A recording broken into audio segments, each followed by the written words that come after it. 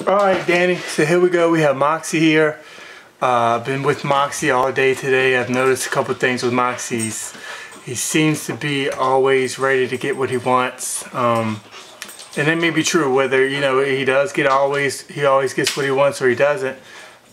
Today's training basically was, well, you can't always get what you want. Actually, in my world, you'll never get what you want on your terms.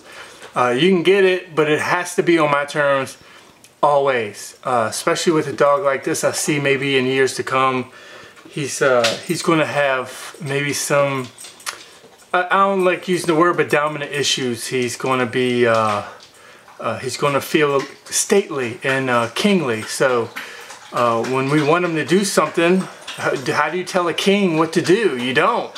And that's going to be in his mindset that he kind of runs things. So we don't want him running anything. We want him to kind of know his place and things like that. So I've been really on him. I've been grilling him all day just to get him in the mindset, it's not your world. You just live here. You know, it's not your world. So I would just want you to keep in mind too, when we're walking him around, he is not to go out in front. He is not to greet everybody he sees. He's not to greet every dog he sees. He greets these people and these dogs on your terms. Give me a sit. Give me a sit stay. Well, if you don't do it, then you don't greet these people. It's on you. You know, you see them. You know what they are. And so it's not, you don't want to go sniff a dog's butt, do you? No, it's the dog that wants to do this. So if he doesn't do what you ask, then keep moving. It's his loss. And I think we have to take this mindset for a little while because he's developing into this kind of spoiled mindset, this mentality that the world is his oyster, which is fine. I love it. Confidence. But we don't want that to be interpreted later on into maybe he feels a right to certain things. So and this is where we want his obedience. We want him to act right. It's not always fun and games, but you will still get what you want, but it's on our terms first, not his. So here we go. In this exercise here, I'm gonna just do sits. Now Dan, I want you to do exactly what I do at the house. I'm gonna give the new cue, which is SIT sit, then give the old cue, which is the prompt, which is basically this. That's kind of what we've been doing. So I'm gonna give the new cue first and then the old cue, and then once he sits, I'm gonna toss the treat. Now, Dan, the click is our tool. It is our bridge of communication. In fact, it's actually called a bridge. When we only click certain things, as far as, you know, and double clicking and stuff like it, we're really muddying the system here. We're throwing a chink, you know, in the chain. We want to only click specific behaviors. When his butt touches the ground after we say sit, that's when we click treat. Not any other time. When his elbows touch the ground after a down, that's when we treat. When he's coming back to us on the recall, that's when we click treat. So in these instances is only when we click treat. When he's walking beside us, we click treat. The click's not designed to get the dog's attention, to be a cue or anything. It's actually not that at all. It's not that at all. So what happens is when we use the clicker for other things, then the dog is unsure what it's for. So we need to only use it for one specific purpose. And I'm giving you some education here because I see sometimes we're clicking, but the dog's he's not even doing anything. So we're using it sort of like a cue, like a release cue, but we want a word for that, or some type of signal, a hand signal, or maybe a whistle or something, but not the click. The click is our tool. The click is our go-to. It is. So we only use it in specific ways. And any other way actually inhibits his progression, because he will be unsure of what to do or why did he click. So right now when I click, he doesn't really respond, and that's really not the response I'm looking for.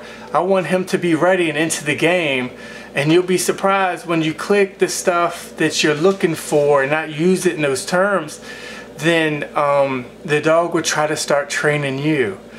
When can I get Dan to click? Because he's going to be hungry for it. That's what we want. We want him actually waiting on you to click. Then you know you have the dog. But when we're clicking these other things and double clicking and stuff like that, the dog has no clue. And this is my experience. I'm a clicker trainer for the past 10 years, and then I'm giving you some sound advice here. Only use the click specifically, not any other way. No cues, nothing. You don't use it for release or anything like that. Only one way. When his butt touches the ground after you say sit, click treat. When he goes all the way down, click treat. When he comes back to you after a recall, click treat. When he's walking beside you on the road, click treat. All these specific things here. You only use it followed by a treat because he did something you wanted him to do. And you wanted him to continue that certain behavior in the future. That's the only reason why you click. The only reason right now. So keep that in mind when you train them. Stay away from your double clicks and not treating after you click, stuff like that, because we're inhibiting the training. He's only going to be one. When we train this way, he's only kind of going to be one way. With the click, we need it thorough.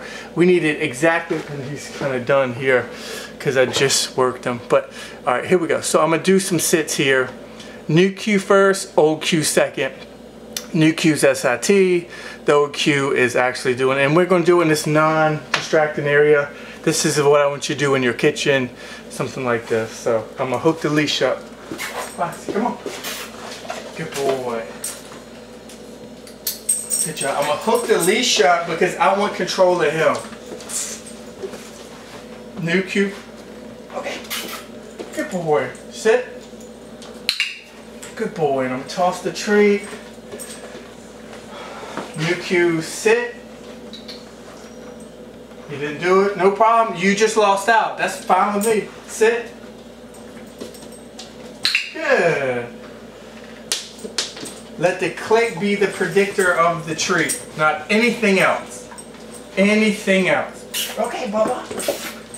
Sit. Good. I kind of paired the same there, but it's okay. Okay. Sit. We want him to get a verbal sit. This is how we do it. New cue first, old cue second, and then we start pairing kind of the two here. Come here, good boy. Sit. New cue, old cue. Okay, Bubba.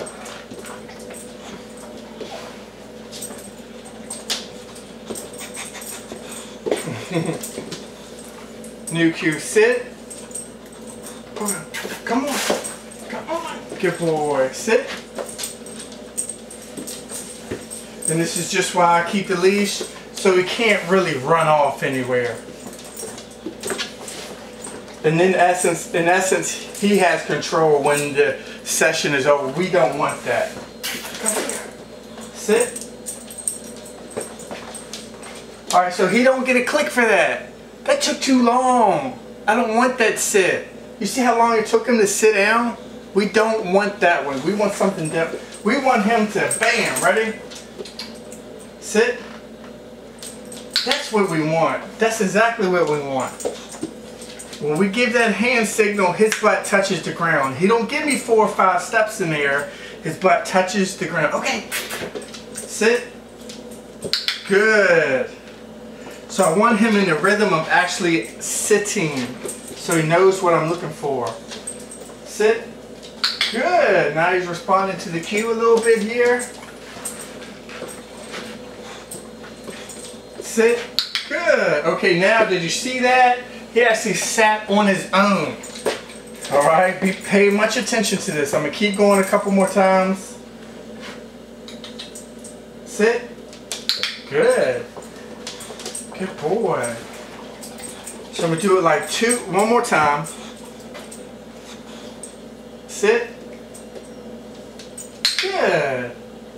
So now I'm going to let him sit on his own. If he does. Because now he understands kind of what we're looking for. Because he's in the rhythm now of doing that behavior. Okay, okay. I don't want that. I want it on cue. The best behavior is when we have it on cue. Okay. So I want him to do it one more time with the absence of the cue.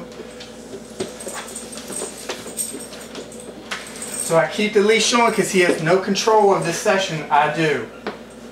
So I'm gonna wait him out. Okay, come on. Come here. Okay. Good boy. Sit. Good boy. Alright, with that I would have gave him a little bit extra there. Good job. Because he sat down exactly when I said the cue. He didn't walk around, decide not to, or try to see if I had treats on me, which I do anyway. Okay, come on, okay. He's done. Ah, last one. Sit.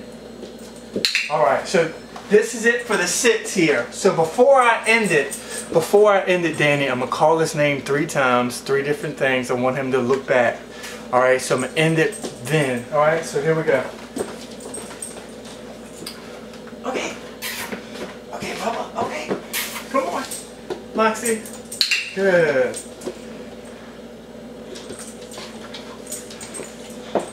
Moxie. Good boy. Moxie. Good boy. Alright, so that ends that. Very good. And that's how you get a verbal sit. And I end it with calling his name, which means the session got easier as it went along. So do this at the house exactly like this.